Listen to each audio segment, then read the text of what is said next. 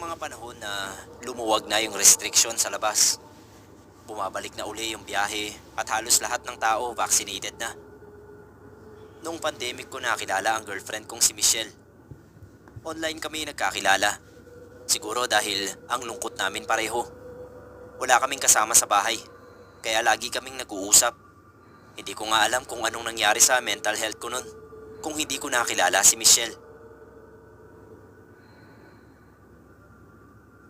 Niligawan ko siya at sinagot naman niya ako agad. Nangako ako na kapag pwede na, iuuwi ko siya sa probinsya namin at ipapakilala kila mama at papa. Ako kasi nakilala ko na yung family niya na sobrang bait. Noong 2022 nga, nagkaroon na uli ng biyahe pa probinsya. Nag-usap kami ni Michelle na maglilip muna kami pareho sa trabaho at uuwi sa amin. Mabilis lang yung naging biyahe namin.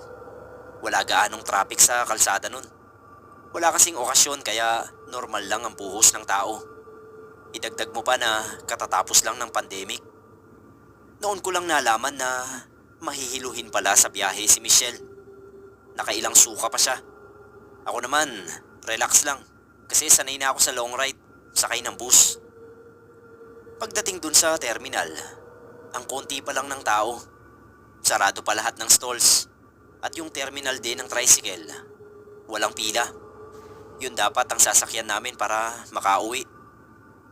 Naghanap muna kami ng makakainan ni Michelle. Wala rin kasi kaming nakain sa biyahe. Kasi suka nga ng suka itong girlfriend ko. May nahanap naman kaming kainan na nagsiserve ng inasal na manok. No choice kaya doon na lang kami kumain. Pagbalik namin sa may terminal ng tricycle, meron nang nakapila. Isa.